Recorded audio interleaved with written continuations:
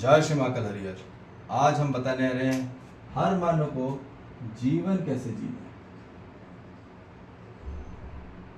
है। जीवन जीना कैसे, हाउ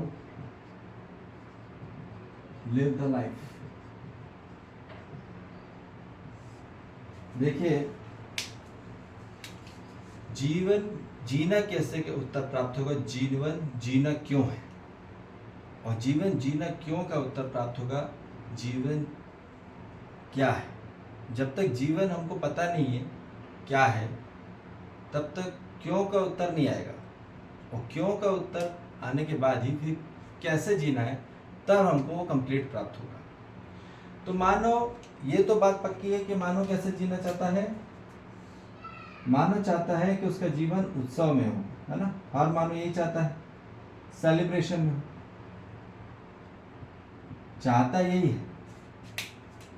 निश्चित निरंतर आशावादी से चाहता यही है, पर वो हो क्या रहा है, वो उदास रह जा रहा है, वो डिप्रेस हो जा रहा है। ठीक है, तो हमको ये समझ में आ जाए कि संपूर्ण मानव जाति अपना जीवन उत्सव में जीना चाहती है। उत्सव कैसे प्राप्त होगा? उत्सव कभी भी प्राप्त होता है जब तालमेल होता है। तालमेल ही जीवन है। क्या है जीवन? जब कोई भी तत्व तालमेल में होता है तब मानव सुकून में होता है। सुकून कब रहता है? जब हर चीज तालमेल में हो रही हो। मानव के साथ, जीव जंतु के साथ, वनस्पति के साथ, खनिज संसार के साथ, पूरी प्रकृति अस्तित्व के साथ, प्रकृति तत्वों के साथ, पंच तत्वों के साथ, जल, अग्नि, प्राण, वायु, धरती, आकाश, सभी तत्वों के साथ क्या हो रहा है? प्रकृति तालमेल के साथ चल रही है। तालमेल कब होता है? जब संयोगिता होती है। तालमेल में ही धर्म है। धर्म क्या है? तालमेल ही धर्म। कितना भी विरोधी पक्ष हो, विरोधी पार्टी हो, उसके साथ तालमेल बनाना होगा। मानव हो, जीव जंतु हो, वनस्पति हो, खनिज संसार हो, कोई भी पंच तत्व किसी के साथ विरोधी में नहीं है, वो तालमेल में है, और उसी को धर्म कहते हैं। नहीं तो आज संपूर्ण पूरी मानव जाति क्या हो रही है? उदास इसलिए रह जा रही है क्योंकि वो क्या हो रही है? विरोध में रह जा रही है। जितना ज्यादा टकराव हो रहा है, टकराव आने के कारण विरोध हो रहा है। मेंटली, साइकोलॉजिकली, इमोशनली आज आदमी टकरा रहा है, भले वो कितने भी दूर बैठे, डजंट मैटर, वो कितने पास, डजंट मैटर। तो अब ये हमको समझ में आ जाए, विरोध टकराव तभी हो रहा है जब मानव के जीवन में क्या हो रही है? प्रतियोगिता। ठीक है, समझ में आ रही बात? तो ये हमको समझना पड़ेगा कि तालमेल और सहयोगिता कहां से प्राप्त होगी? केवल जागृति को प्राप्त होगी। ठीक है, सहयोगिता कब प्राप्त होती है? स्वीकृति से।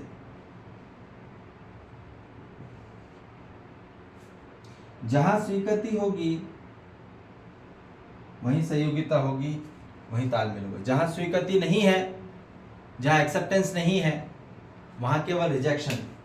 तो यहाँ क्या हो रहा है? प्रतियोगिता में जितने प्रतियोगिता हो रहा है वहां पे, ठीक है, प्रतियोगिता क्यों हो रहा है पूरी मानव जाति में? क्योंकि अस्वीकृति है, अस्वीकार है।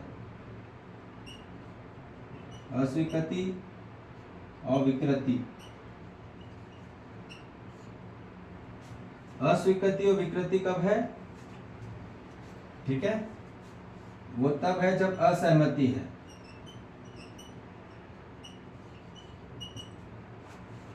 कंपटीशन होगा, आज पूरा कंपटीशन का पक्ष चल रहा है, तो वो वहां सहमति नहीं आएगी।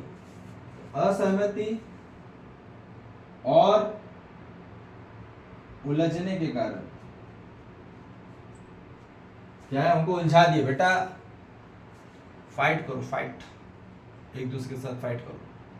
अब सब लोग फाइट करने चले गए। क्या हो रहा है, यहाँ प्रेम नहीं सिखाया जा रहा पूरी मानव जाति में, लड़ना कैसा है, संघर्ष कैसे करना है, ये सिखाया जा रहा है। तो याद रखिए, मानव जाति में जितना ज्यादा अविद्या प्राप्त हुई है, अविद्या के कारण ही पूरा कारण है। मानव जाति में जो रिजेक्शन हो रहा है, रिजेक्शन के कारण व्यक्ति सबसे ज्यादा सैडनेस है, दुखी है, और दुखी होने के कारण वो डिप्रेस में चले जा रहा है, क्योंकि एक्सेप्ट नहीं हो रहा उसको। जिस परिवार में जन्म ले रहा है, जिस समाज में वो रह रहा है, वो परिवार उसको स्वीकार नहीं हो रहा है, ना उसको समाज स्वीकार हो रहा है। अब क्या हो रहा है, बच्चा धीरे धीरे जैसे बड़ा होता है, तो पहले माँ बाप स्वीकार तो रहते, पर धीरे धीरे फिर माँ बाप अस्वीकार होने लग जाते हैं, फिर उसके बाद समाज अस्वीकार होने लग जाता है, तो फिर वो अलग साधु संतों की कैटेगरी में फिर जा रहे हैं सब, समाज छोड़ के, परिवार छोड़ के। क्यों जा रहा है आदमी, अस्वीकार है, वहां पूरा रिजेक्शन आ गया है। तो जितने भी साधु संत बैठे हो रहे हैं वो सब रिजेक्शन में है, वो दुखी है, पीड़ित है, ठीक है। वहां उतना ज्यादा डिप्रेस में है, वो उदासी है, ठीक है। तो ये हमको समझ में जाए, उत्सव कहाँ होता है। उत्सव केवल जब हम स्वीकार कर पाते हैं, और स्वीकार तभी कर पाएंगे जब हम सहमत होंगे। सहमति तब होगी जब हम समझेंगे। क्या समझना है,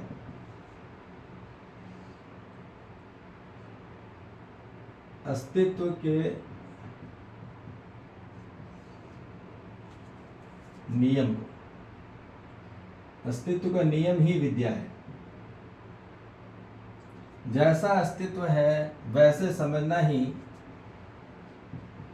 जागृति है। क्या है, जैसा अस्तित्व है वैसे ठीक ठीक समझ लेना ही वही विद्या कहलाती है। और विद्या वहीं प्राप्त होती है, विद्यालयों में नहीं। लिखा तो है विद्यालय, विश्वविद्यालय। अरे विश्व का विद्या नहीं है, ना ब्रह्मांड की विद्या है, हमको चाहिए ब्रह्मांड की विद्या। ना उसमें विश्व की विद्या है, न राज्य की है, न देश की है, विद्या है ही नहीं वहां। तो हमको ये समझ में आ जाए, पूरी मानव जाति को वास्तविक विद्या चाहिए थी, काल्पनिक नहीं।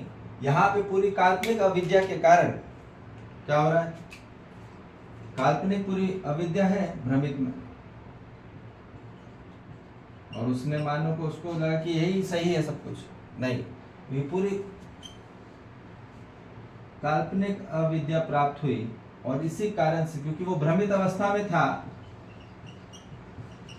जितना ज्यादा भ्रमित उतने ज्यादा काल्पनिक अविद्या को प्राप्त हुआ, और उतना ज्यादा वो उलझ रहा है आज। और जितना उलझेगा उतने ज्यादा असहमत होगा कोई भी तत्वों के साथ, कोई भी मानव के साथ, जीव जंतु वनस्पति खनिज संसार के साथ उसका तालमेल नहीं बन पा रहा। और वहां जहां तालमेल नहीं है, याद रखिए वहां धर्म नहीं हो सकता, वह अधर्म है।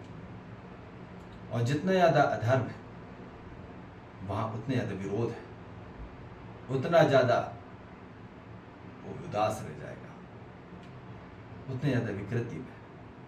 तो इसलिए बोला जा रहा है कि संपूर्ण मूरी मानव जाति को केवल जागृति में आना होगा, और वो विद्या जो ब्रह्मांडी नियमों में चलता है, ठीक है। अपना पर्सनल प्रोफेशनल लॉ पे नहीं, यूनिवर्सल लॉ जानना है। पर्सनल प्रोफेशनल लॉ के कारण ही पूरी मानव जाति और पूरी पृथ्वी विनाश में है आज, ठीक। आज इसलिए वो जल्दी सुसाइड कर जा रहे हैं। उदासी लोग ही सबसे ज़्यादा सुसाइड करते हैं, उससे ज़्यादा ही डिप्रेस लोग ही सुसाइड कर रहे हैं। क्यों कर रहे हैं, क्योंकि उतना ज़्यादा रिजेक्शन कर रहे हैं। आप कितना रिजाइन करोगे, किसी का रिजाइनेशन लेने से कोई आदमी ठीक नहीं होने वाला। मेन हमको उस क्यों का उत्तर चाहिए। जब तक क्यों का उत्तर नहीं होगा तब तक कैसे का उत्तर कंप्लीट नहीं हो सकता। ठीक। और क्यों के उत्तर के पहले क्या है उसका उत्तर होना होगा, तब पूरा कंप्लीट होगा। नहीं तो जब तक पूरा कारण पता नहीं चलेगा तो मानव जाति में कंप्लीट आंसर नहीं आएगा। ठीक है। तो इसलिए बोला जा रहा है संपूर्ण मानव जाति को कि तालमेल ही जीवन भी है। जहां तालमेल नहीं बनता, तालमेल से ही सुख मिलता है मानव को। क्या है? जहां तालमेल है वही सुख है। जहां तालमेल नहीं मिलता वहां सुरीला नहीं लगता।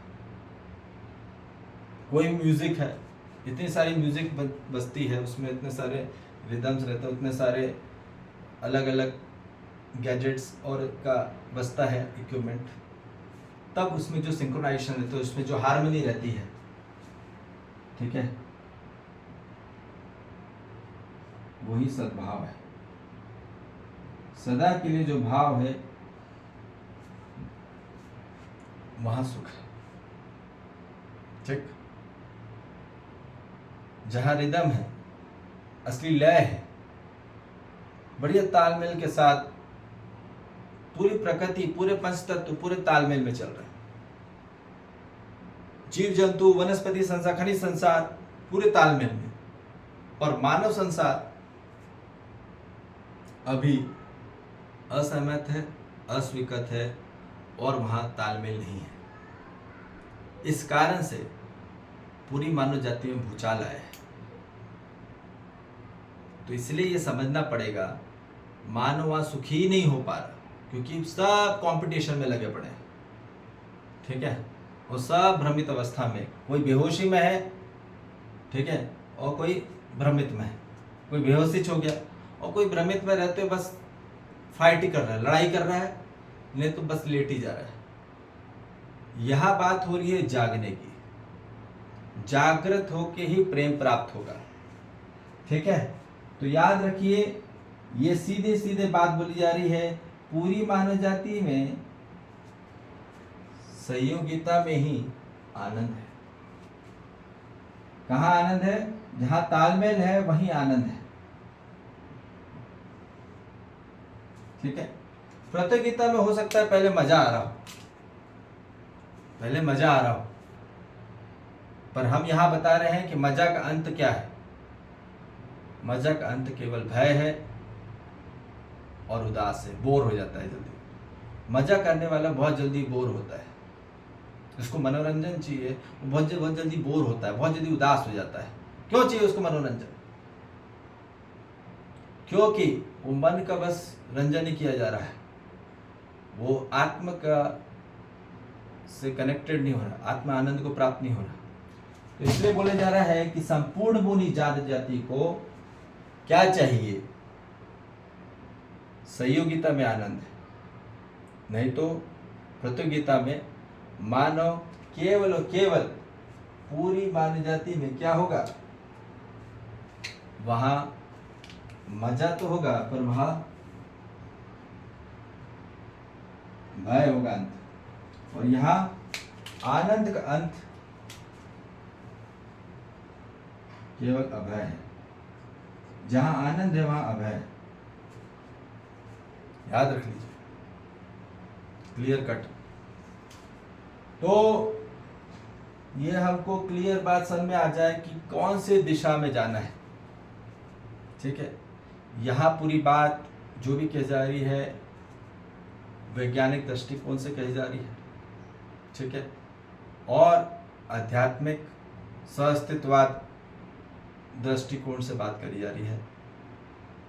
ठीक। तो मानव को सही दृष्टि प्राप्त हो, सही दिशा प्राप्त हो, फिर सही कला प्राप्त होगी। तो जीवन जीना कैसे? एक कला से प्राप्त होगी, और कला यही कला है। जीना कैसे? एक यही कला है।